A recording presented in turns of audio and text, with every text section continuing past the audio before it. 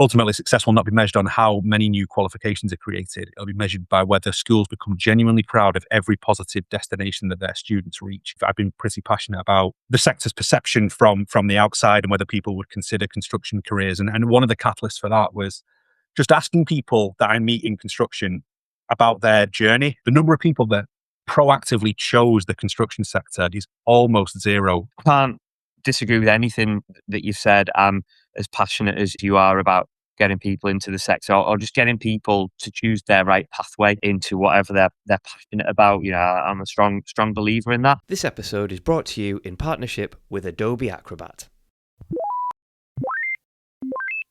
Peter Sumpton, how the devil are we? Yeah, I'm good. Summer is here, although I'm sure, as my dad does every year, he said the other week that the days are actually getting shorter now, which is just full of optimism and the joys of summer. So yeah, it'll soon be Christmas before we know it, but yeah, I'm enjoying the warmth and the light as much as I possibly can. How about you? I'm with you. No, I'm with you. Summer's here. A little bit of rain's here as well because it's looking very scorched where I am. I hope everyone listening to this is staying safe and the wildfires aren't affecting people too much because that's been rather scary the last couple of weeks. But a bit of welcome rain. But I'm enjoying the summer as well. And I have to say, the risk of kind of catching you out, and I swear this isn't a gotcha question. It is slightly loaded, however.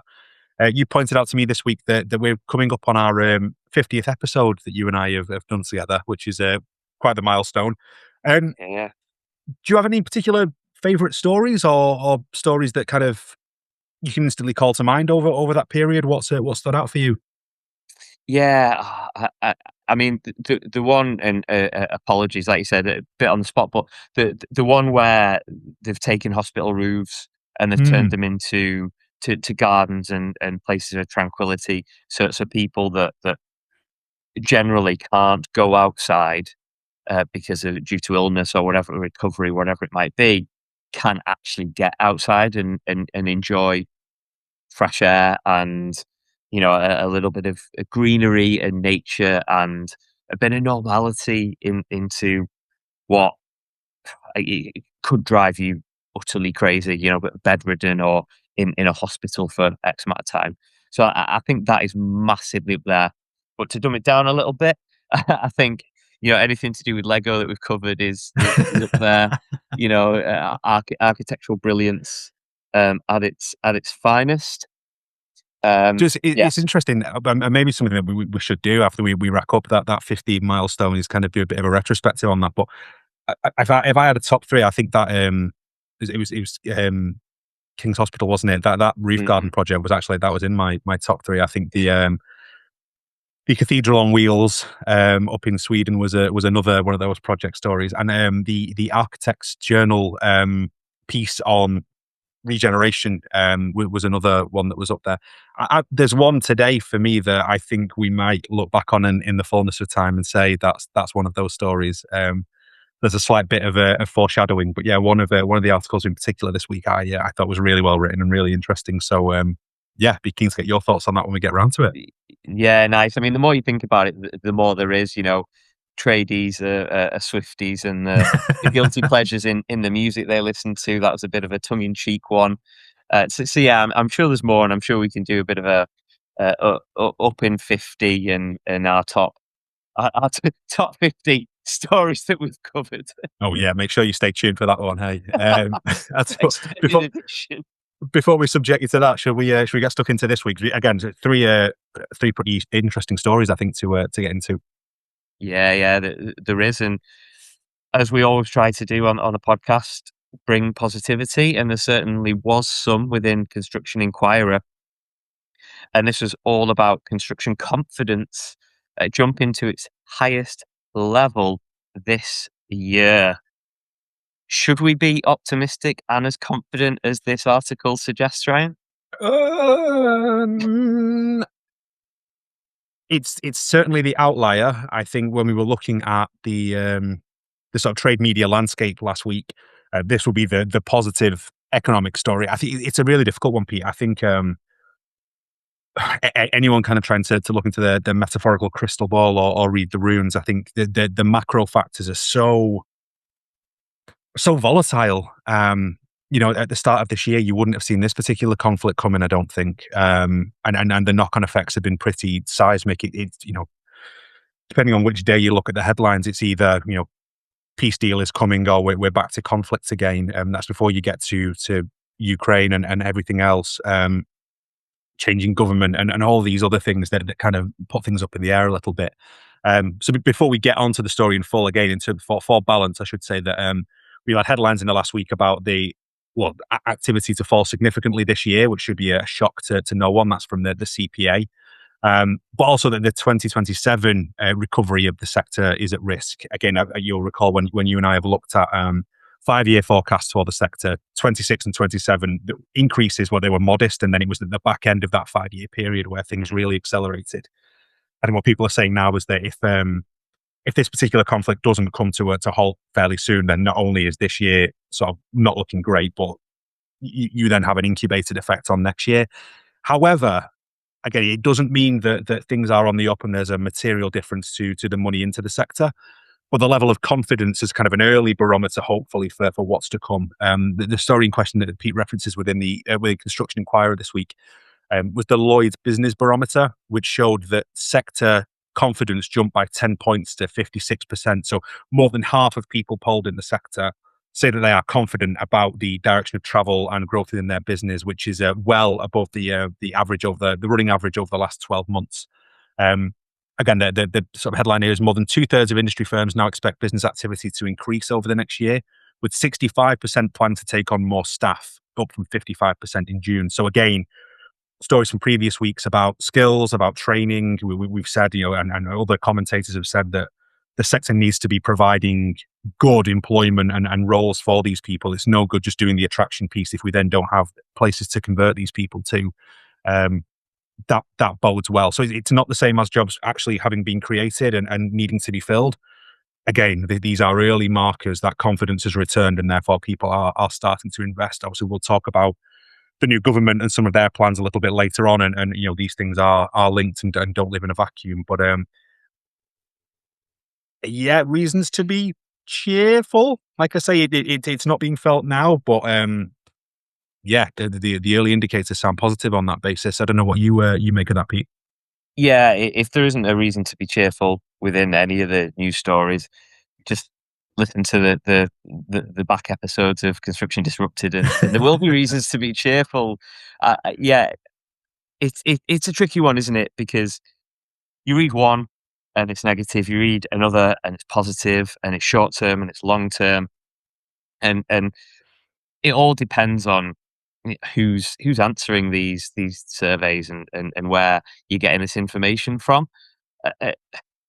It seems to me that if you look at the wider picture, and I think this is, we always say it, but it is that barometer for more of a long-term view. You just look at the macro factors that are impacting the world or the UK or construction industry specifically, and they're the ones that are going to tweak or change whether it's a positive or a negative outcome, rather than what industry is saying in a way, because that's the consistent, that doesn't change dependent on people's thoughts and feelings. So I think lower global energy prices, steadier interest rates, less conflict in the world would be handy. But when things like that start to go in a positive direction, then obviously confidence is going to increase. So I'd say it's a crystal ball. It's impossible, because those are factors that we can't impact. But what we can impact in the industry is very much things like skill shortages, which I'm sure we'll touch on, and how we get the right kind of skills within the industry, and how government can help the industry and industry can help the government, and we can work collectively. I'm sure we'll cover all that later, but I like this piece because it's positive, and I'd like to see the positive. But if you were to read all the headlines that we've looked at this week, I think it's bordering more on the negative, unfortunately. You can't get away from negative now, and I think you're absolutely right. If you ask people how are things now, and or looking back over the last sort of reporting period, I think things like the ONS data when it comes and things like they are not going to make for great reading, I don't think. But we've spoken about this before, the word getting thrown around a lot at the minute is vibe or vibes. I would say that those are pretty positive. Very, very early days for this government, but in terms of the cadence of communication, in terms of clarity on policy, the sort of simplistic communications that the people in sector can understand, again, not being bombarded by sort of minutiae in detail. Because we've said before things like this real disconnect between the size of the opportunity and the official government sort of communications of things and the way that the sector was actually feeling and the way that those things were being received. And it does feel like just changing the messenger and tweaking the message slightly, it's really made a massive difference. So again, I stress it's early days. But yeah, I anecdotally, based on what I can see in industry and also in my own travels and my own in sort of conversations with people in sector, that confidence is there and feels real. It's just can this hold and is this the honeymoon period, or will there be some stability, and will we be able to deliver off the back of it? Like you say, there's some macro things, interest rates, for example, that government probably doesn't have masses of control over. We're so beholden to international markets and so on. But well, as we'll talk on in one of our stories later on, what is reasonable for the government to actually do, and in things that they can't do, can they get out of the sector's way and just allow us to deliver for a little bit? I think that was one of the criticisms of the last government, was that for all of the change created, and you can argue on sort of various things on safety or any other aspects, whether new legislation was required or whether new legislation needed to be removed. There was a lot of change at once, and while reform, you could argue, was essential, did that cause a confusing picture? Did that cause too much sort of headache for this sector to navigate? Do we need to keep it simple so we can just get into delivery mode? I don't know, but we'll take the increased confidence. Hey, yeah, for sure. And it seems that both internally and externally there is a confidence coming from this article. So there's only 3 out of 10 firms that are saying their trading prospects aren't looking great. And one of the main drivers that's cited is over 50% have cited stronger customer demand as well, which is push and pull, which is fantastic, and that's the mecca, that's the thing that we want to see, positivity from both sides of it, which is great. I completely agree. One of the key lines that jumped out to me, and it is from a quote rather than from any of the actual stats, but this idea that businesses are planning beyond the next project, because it has felt that's the way that the sector has been over the last 12, 18 months, is just what is immediately in front of our nose. So when people like you and I have been talking about 725 billion in infrastructure pipeline, that must have felt so alien to people that are looking at today's sales data or pipeline or the last month's P&L. That's fantasy land. And I'm not suggesting for a second that people can just instantly switch and start looking, years in advance. But I think having head up and then having a feel for where your business is heading to, and therefore what resources required, etc., is a much healthier position for the sector to be in, and that starts to feed into things like training and recruitment and development and so on. So, it's a much healthier position for us to be in. Yeah, for sure. Okay, moving on. Second article. And this is from New Civil Engineer, and I found this a really interesting piece to read, because we're talking about. Let me say the title first. So, why we need to build technical education to last, and this is all about looking at the skills we need within the industry, but looking at it and thinking of it from the point of view of, is it a culture shift we need to focus on, rather than just we need to bring skills in, which we've been saying for years and years and years. But maybe it's, as you alluded to in the previous article, maybe it's just those subtle tweaks in the messaging that we need to do. So what's your thoughts on this one?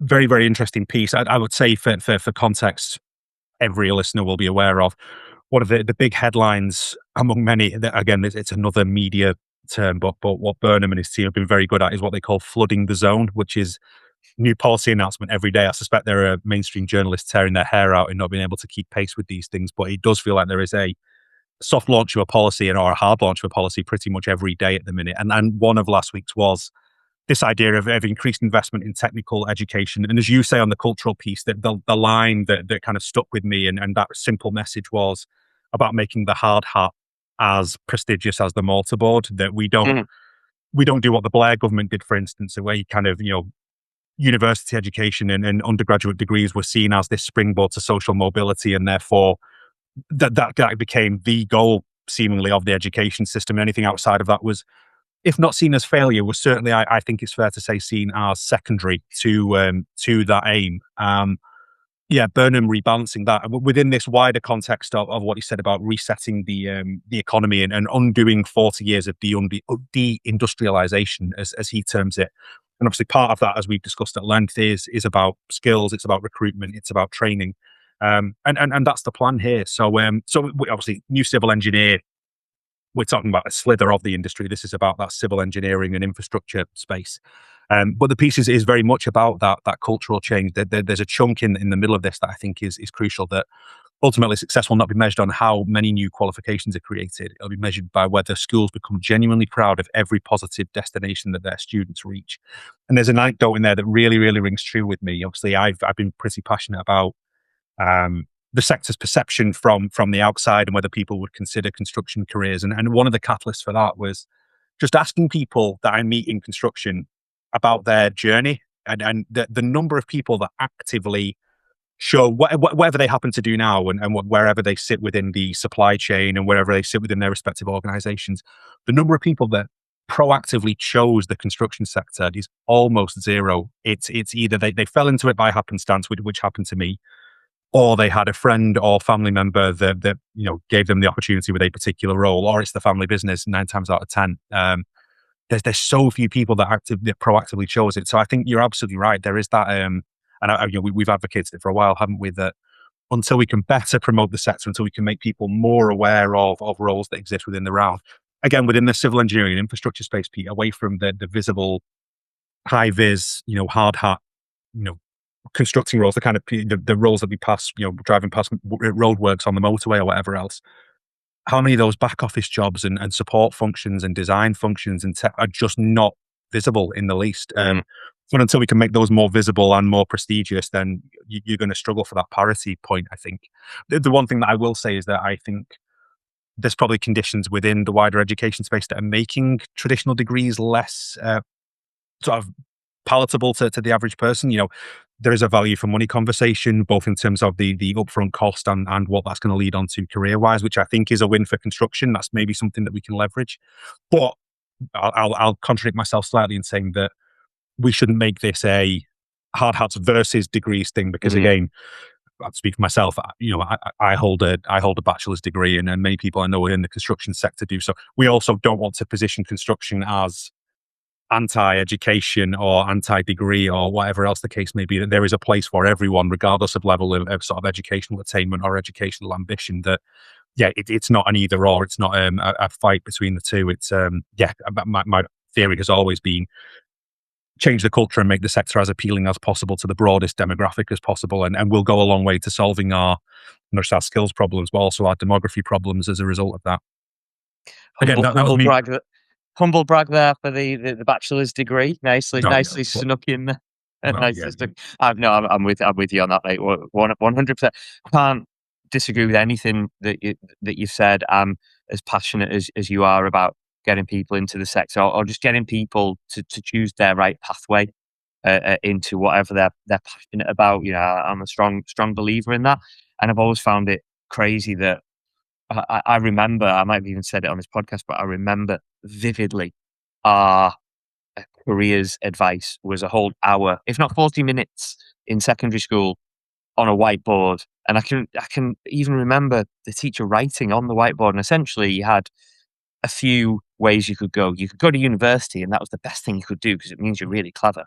You go to college, which, it's all right, but you can choose a vocation, or you can do an apprenticeship, because there's no way the other two you're getting near those, mate. So choose that one. And that's the way it was kind of pitched. And you look back and I kind of want to go back and do the third one. Thanks. Because the universities are doing a really, really good job at outpricing themselves in the market They're trying their best to outprice themselves, from what I've seen and know and understand. But coming back to this article, which is by Steve Feely, which is give it a read, because it covers 4 policy recommendations in terms of what Ryan was saying. It doesn't matter which route you take into the industry.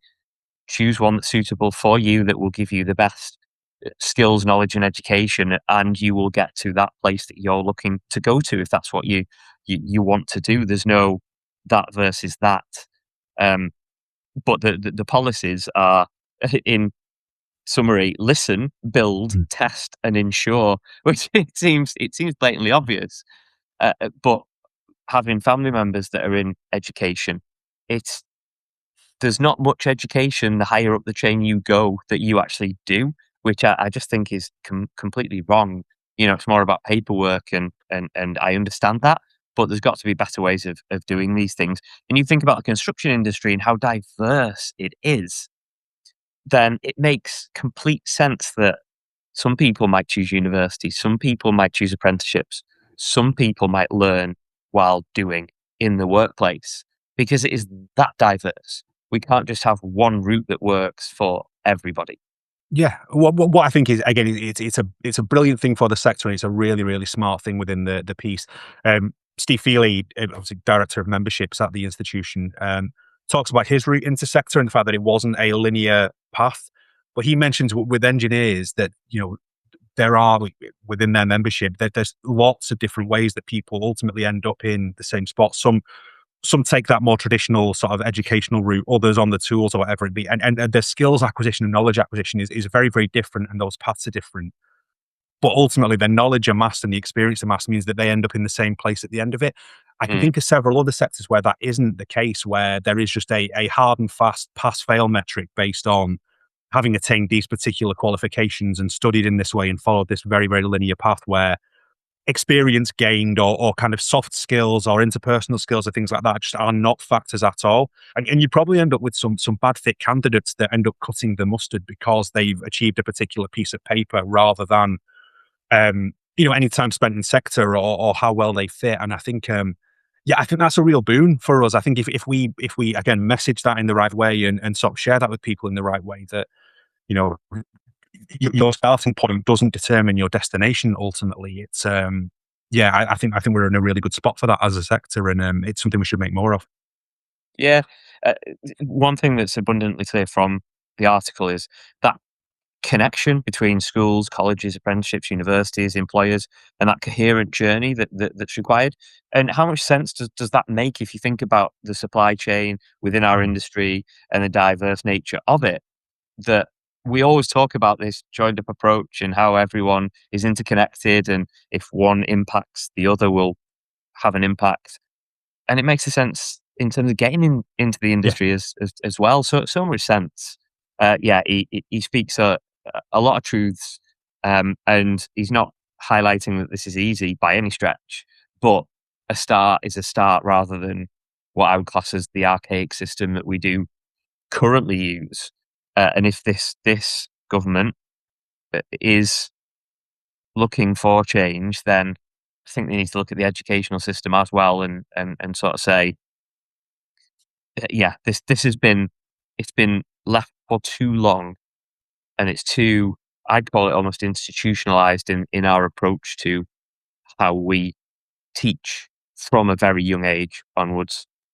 Yeah, I do not disagree with that. I think I'm right in saying, Pete, that it kind of the old format, if you like, of construction disrupted, and please go back through the archives and find these. But you've spoken to a few people specifically about the construction's interface with the education system, and just how difficult it is to actually get in front of schools in the first place. The fact that your teachers have a job to do and can't possibly open their doors to industry consistently.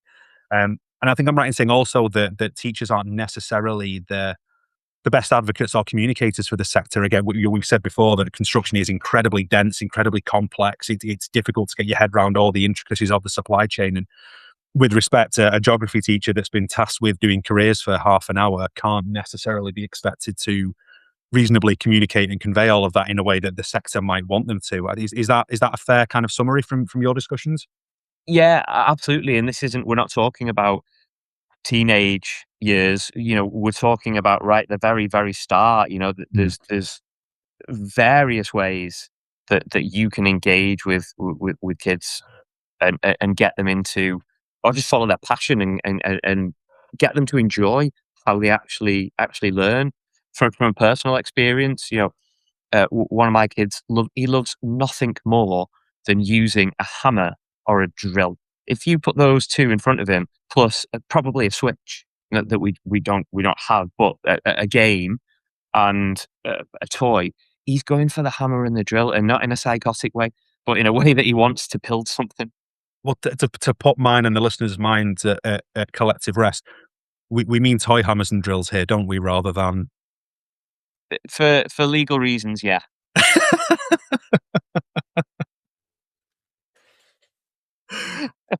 I don't know where we go from here, Pete.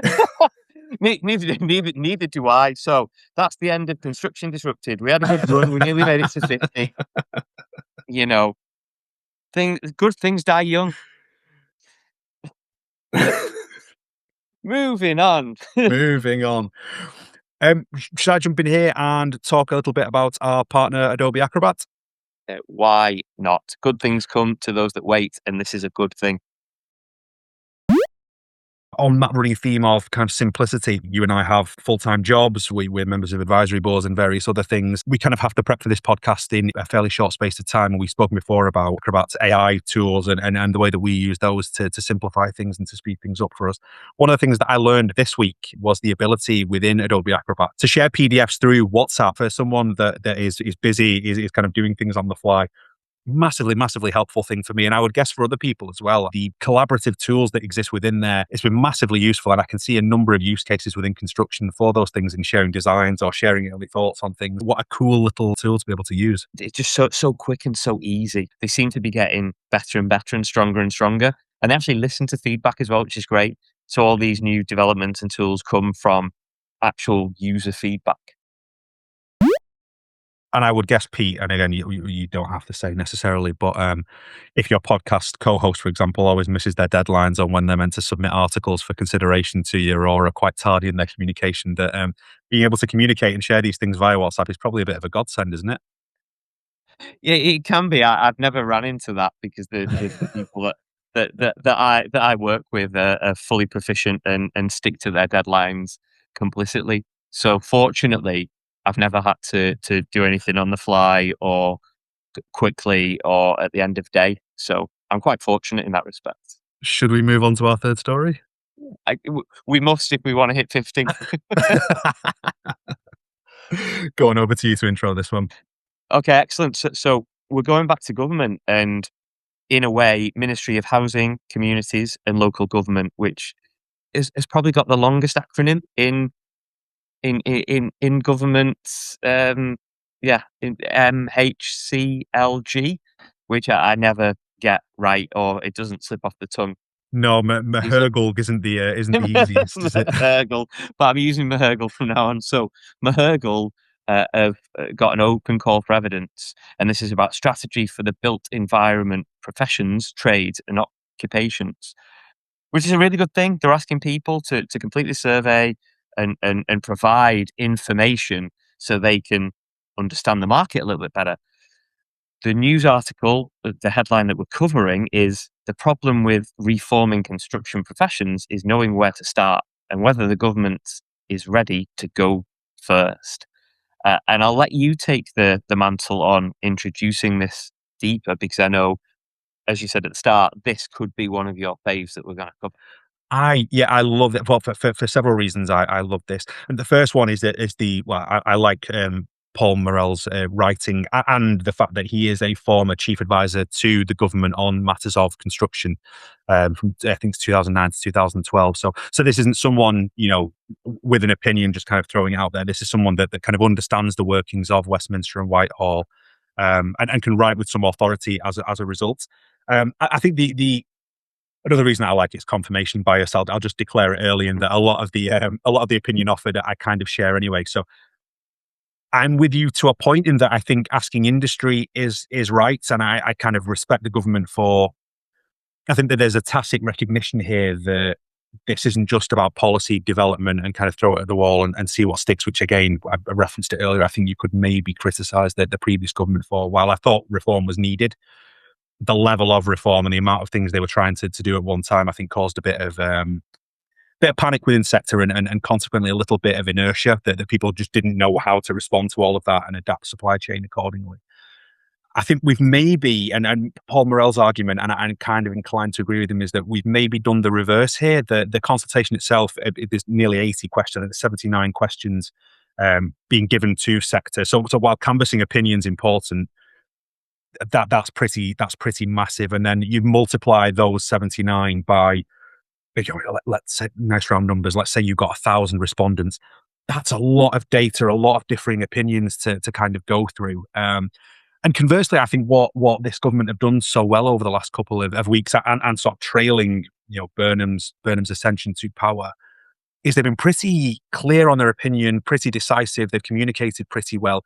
This feels anathema to that in some way, that there isn't a kind of clear, decisive, here's the direction of travel and here's what we see for construction, which is kind of surprising. So maybe they'll improve off that. Maybe the consultation period will align with where their thoughts are anyway, and they'll steamroller forward. But one of and this ties in really nice actually with the first story that we covered, but one of the pull quotes that I absolutely loved from Paul was, government's job is to create stable macro conditions and resist the temptation to put obstacles in the way. It's basically, you focus on the economy, you focus on interest rates, leave the sector to the sector. And that's kind of, that fundamentally, I think that's his argument, is that, he boils all of these 79 questions down into three, which I think is much more manageable. Effectively, what levers does the government have? So yes, you can consult on all of these things, and everyone can come back with their respective wish lists. Appropriately enough, on wish lists, I've never heard this phrase before, but he describes the potential for this to be a Christmas tree, in which basically you hang any issue that you want on this, and it becomes a very simple issue becomes overly complex because of all these individual standpoints. So what can the government actually do? Who will enforce this new regime and whatever it is that the government actually comes out with? Again, if the regulatory position is too complex, if it's not sort of regulated at all and it's just kind of guidance for industry, as we've seen previously with white papers and think pieces and so on, what good does that ultimately do? Back to that culture change point that you referenced earlier. And on the third point, will government practice what it preaches? We've spoken before about government as kind of client of choice, about that infrastructure pipeline. We spoke about it last week on central government, A, devolving things, and B, this push for more social housing that is clearly backed by central government with Angela Rayner back in post.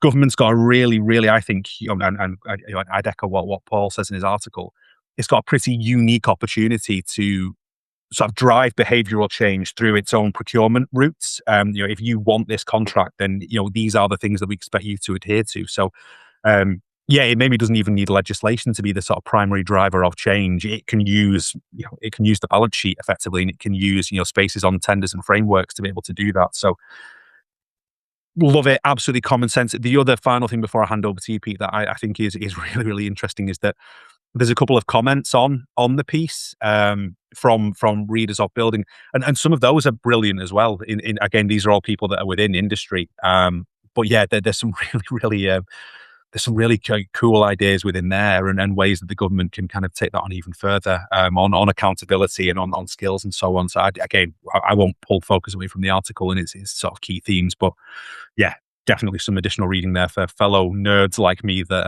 are into this kind of thing. Yeah, everyone's got their opinion, and it seems to be a really strong opinion when it's to do with construction and you work within construction. I've done a lot of research into roofing recently, and you just go on YouTube and look at someone install any type of roof and read the comments. I think 90% of them are, that isn't how you do it. You've done that wrong. The pitch isn't the right angle. The upstand's never going to work. That's dangerous. The way you've done that. And it's just like, it's the installation of a roof. Yes, there's a right and a wrong way, but there isn't just one singular way to do these things. And you get a lot of that here. The interesting thing for me is the government's position in all this, and that is, are they the sponsor Are they the client? Are they the regulator? Are they all three? And there needs to be some positioning there in terms of what they cover and what they don't, and what they get involved in and what they want to leave to sector. But also, it's lessons learned as well, and you know better than anyone in terms of products and the information and openness and transparency and right through the supply chain. And this all trails back to what happened at Grenfell.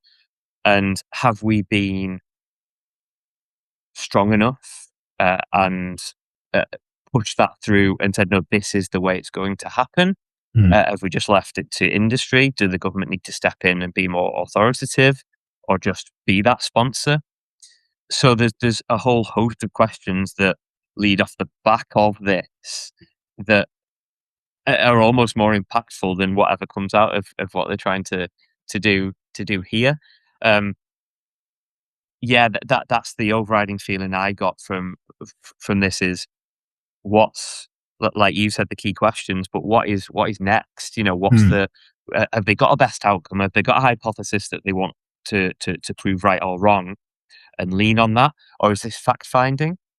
It's a really interesting one, and going through this piece, it certainly opens your mind to different ways of thinking. Yeah, my hope in answer to that, and it was a slight rhetorical, but my hope is that there is a pretty clear direction set, as we've said before, on infrastructure, on housing, in some other sectors within construction to a certain degree. I'm hoping this is kind of a validatory process of, we know broad direction of travel.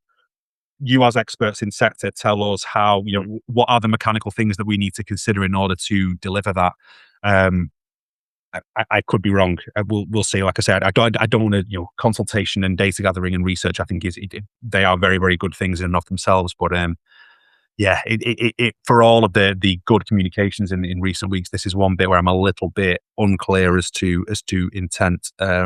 Hence why I like the article so much. In answer to your question, Pete, in terms of government's role, one of the things that's flagged within the comments, which I've kind of forgotten about, is UK government buys 40% of construction output.